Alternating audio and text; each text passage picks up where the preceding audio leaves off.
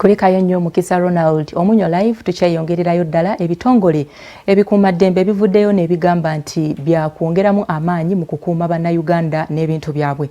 Ayogerera amagye Brigadier Richard Kalemire naye agaseeko eddoboozi n'agamba nti si baakulwanyisa nzige zokka wabula bagenda kakasa nti bateeka basajja baabwe mu bifo eby'enjawulo okukakasa nti emirembe gye giri.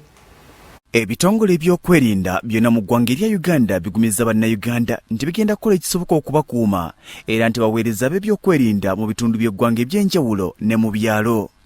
Ayogerera eggye ly'eggwanga erya UPDF, Brigadier Richard Kalemire agambye nti si baakulwanyisa enzige zokka wabula n'okukuuma bannayuganda n'ebintu byabwe. Tetujja kukkiriza ebikolwa ebimenya amateeka naye tukyalwanyisa enzige ezayingira mu ggwanga lyaffe. Omwogezi w'ekitongole ky'amakomera Frank Bayine alabudde abantu abatandise okulowooza nti kafiyu yaweddeko n'agamba nti bakubakwata baggwere mu makomera. Waddewo abantu abatambula nga embeera eyakyuse dda kuva wano ekibuye okutuuka e Namasuba. Abamu bagombeddwamu obwala kyenkakasa bagenda baleeta ewaffe gye tuli. Alungamiza ku bigambo badde bitambuzibwa nga biraga ng'abakyala abasibwe bagiddwa mu kkomera ery'ekitalya ne babuzibwawo bwategeeza nti bino si bituufu abagiddwayo babatte mu kkomera ly'abakyala ery'ekigo. Abakulu ekitongole eky'amakomera basazeewo nti abasibe abakyala abapya bagibwe ekitalya batwalibwe Kigo Women. Yayogerera minisitule ey'ensonga ez'omunda mu ggwanga ajjukiza abantu abaagala okufuluma eggwanga ng'ensalo bwe zikyali enzigale era n'agamba nti abagwira abalina viza ezaaweddeko bajja kukolwako ng'emberezze mu nteeko.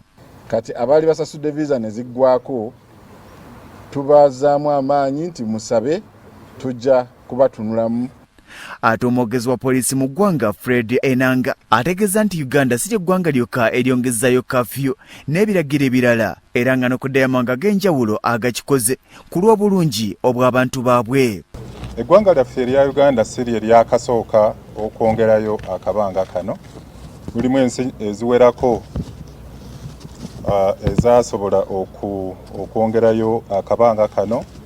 Olwaliro poliisi egamba nti abakungu mu gavumenti bakusinkana okwogera ku nsonga eya bodaboda ne pikipiki n'ategeeza ng'ebinaava mu bijja okutegeezebwa bannayuganda.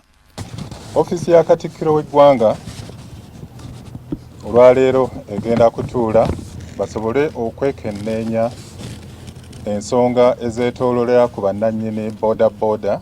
Poliisi egamba nti waliwo abantu abalina sitiika enjingirire ze bakozesa okutambula era nga bano baakukwatibwa. Poliisi eyogedde ku bikwekweta ebirala bye yakoze mu ggwanga mu bitundu eby'enjawulo omuli n'ebbendobendo erya Kigezi. Poliisi eyogedde ku muvubuka Brian Okero eyalabikira mu Katambi ng'akuba jjajjaawe akasaasanira emitimbagano egy'enjawulo kw'oteeka n'empigi ku bikondo abafamire abaakubye omwana w'emyaka 14 olw'okutta enkoko era nga naye oluvannyuma yafudde. Poliisi ereyogedde ku booluganda ababiri abadde balwanagana omu n'akuba kitaawe yabadde abataasa oluvannyuma ne batemagana amajambiya era taata yafudde ate nga booluganda ababiri bali mu mbeera mbi. N'asanga kazzukulu ke akawala kusaasira Maureen ak'emyaka 14 nga kaddidde emu ku nkoko eziri mu luggya ne kagisala abaana ne bagirya. Ono jjajja ono ow'emyaka 72 kino ate yajjamu nnyiike y'amaanyi n'atuuza n'olukiiko awaka omuli mutabani we Kyomwendo Julius, maama wa Kansiime n'abalala ne basalawo nga bo nti omwana ono bamuswanula ekibooko.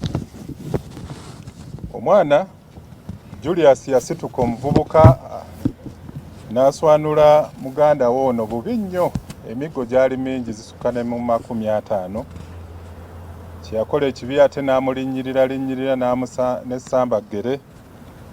Omwana ono embeera ye n'etandika okwononeka ne bamutwala Empigi Health Center oluvannyuma ne bamutwala e Mulago gye yasizza ogw'enkomerero.